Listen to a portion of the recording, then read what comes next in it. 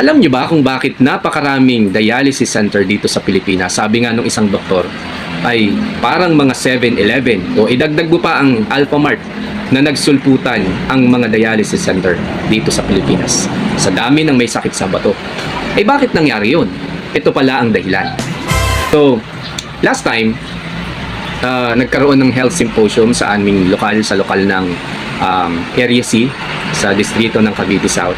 So, this is one of the activities in the church sa pangunguna ng Kapisanang Buklod. By the way guys, yung sa mga hindi nakakaalam ng Kapisanang Buklod, ito ay isang samahan sa loob ng iglesia ng mga may asawa. Okay? Yan yung Kapisanang Buklod. So, this is one of the activities. Nagkaroon kami ng health symposium na ang bisita ay isang doktor na nagsusulong ng natural remedies. Okay? So, itong doktor, again, I'm not a doctor, I'm not a medical practitioner. So ngayon, I'm being apprentice sa pagiging neuromuscular therapist. Okay? So by the way, hindi ako doktor at gusto ko lang i-share yung natutunan ko dito sa health symposium. Okay? Sa tingin ko, malaki ang maiitulong nito sa inyo, sa inyong mga kaibigan at kamag-anak na may sakit, especially sa bato. Ngayon, ito nga yung doktor na bisita namin. Ito ay kapatid namin sa Iglesia ni Cristo at madalas siya nandun sa Salamat po Dok, kung hindi ako nagkakamali. Yun yung title ng programa niya sa TV or sa radyo. Okay? So marami na rin mga pag-aaral na binanggit siya na talagang napatunayan yung mga natural remedies ay epektibo. Ngayon, ang isa sa mga natatandaan ko sa symposium na yun ay yung mga binibili nating gamot sa butika, yan talaga ay hindi nakaka-address doon sa main cause ng ating sakit. So ibig sabihin, main cause, ano ba yung naging sakit talaga? Kasi ang mga gamot na nabibili natin sa mga butika ay sinusuppress lang nito o ang ina-address nito ay yung mga sintomas o yung symptoms na yun yung reaksyon ng ating katawan base doon sa kung ano man yung sakit na nagkaroon tayo. Halimbawa, yung sakit ng ulo. Okay? Pag nagkaroon tayo ng sakit ng ulo, ang una nating naiisip to address it ay bibili tayo ng ibuprofen o kaya yung anumang gamot sa sakit ng ulo. Okay? Sabi nga, ingat. Okay. So, bibili tayo ng gamot. Ngayon, pag uminom tayo, nawawala yung sakit ng ulo. Tama? Okay. Nawawala yung sakit ng ulo. Pero, na-address ba yung main issue, yung cause ng sakit ng ulo? Hindi. Kasi yung sakit ng ulo, sintomas lang yan. O reaction lang ng ating katawan doon sa main cause bakit tayo nagkaroon ng sakit ng ulo. Okay?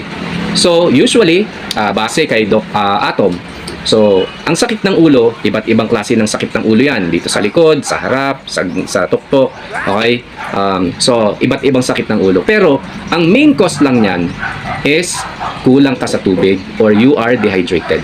Ngayon, hindi na-address yon. Nung nagkasakit tayo ng ulo, bumili tayo ng gamot to address the symptoms only, but the main cause was not addressed. Yun ang nagiging problema at yun ang narinig ko doon sa doktor. Ang sabi niya, yung mga gamot na nabibili natin sa butika ay hindi talaga nakaka-address ng main cause. Okay? Again, disclaimer, hindi ako may sabi niya, narinig ko lang sa doktor. Okay, ngayon, balik tayo. Balik tayo doon sa kidney. Kaya pala, napakaraming may sakit dito sa kidney at yung ating nasisira yung ating kidney. Nahihirapan yung kidney natin. Alam niyo kung bakit? Yung ating iniinom na tubig araw-araw is purified. Kung hindi man tayo lahat, most of all sa atin, sa palagay ko, ay purified water ang iniinom araw-araw. What's wrong with the purified water? So, ang purified water, wala na siyang natural minerals na kailangan ng kidney natin to process or para ma-distribute ng maayos, ma-convert yung ating iniinom na tubig papunta sa ating katawan talaga for us to keep hydrated. So, nahihirapan yung kidney nun at saka hindi naiibigay ng kidney natin yung kailangan nating tubig sa ating katawan dahil wala na nga yung kailangan niyang mga natural minerals sa tubig para maibigay niya ng maayos, magamit ng katawan natin yung tubig na kailangan. Okay. So, paano yun? Kasi nga, ang isa sa mga sistema o kasama sa process ng water purifying system ay yung reverse osmosis.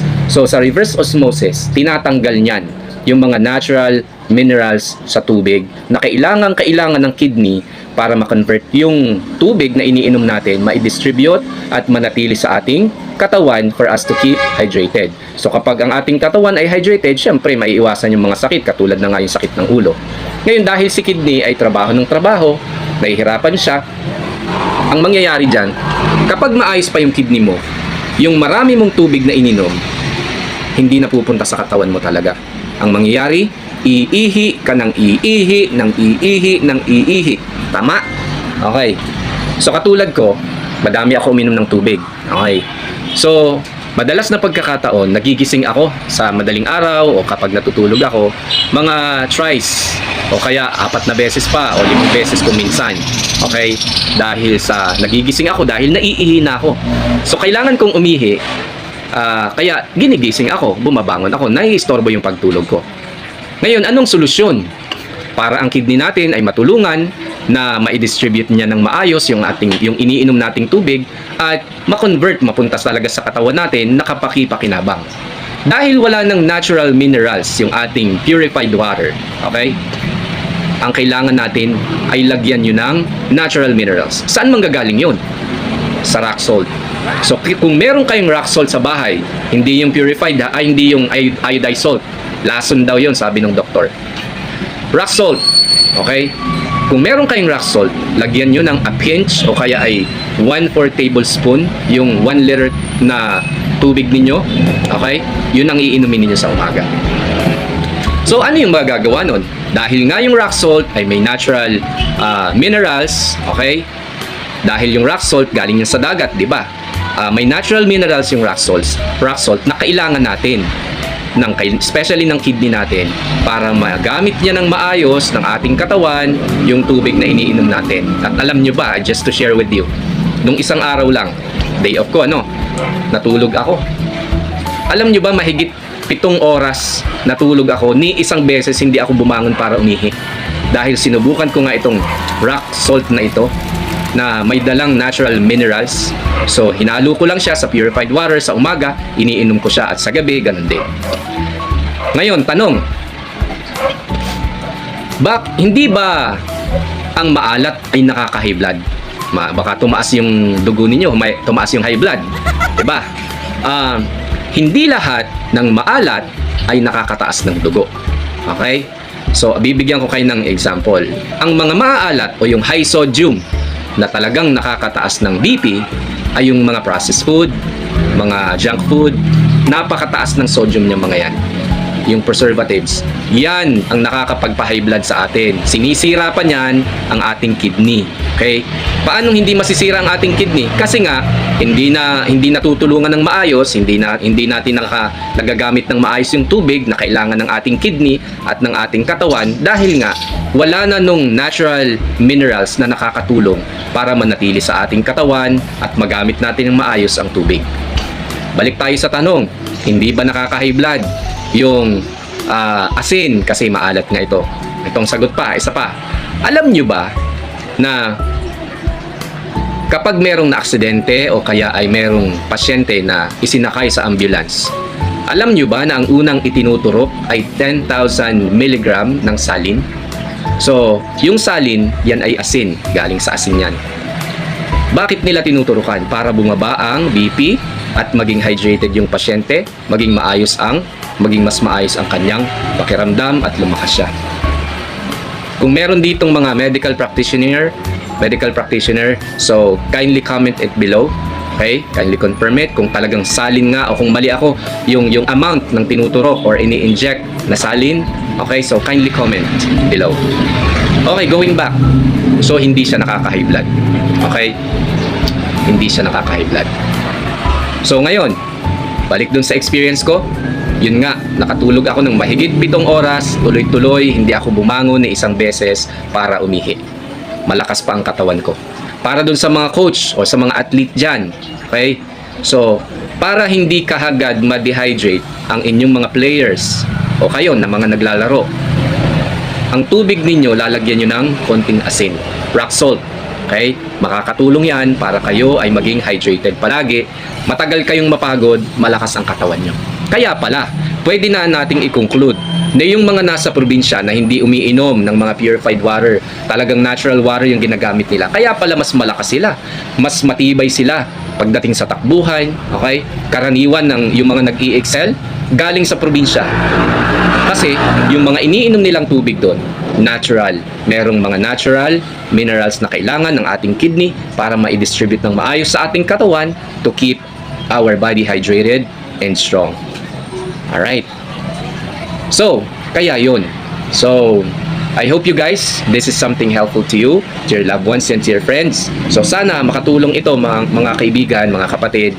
Kindly share this video. Next time, I'm going to discuss how to cure lungs diseases. Okay?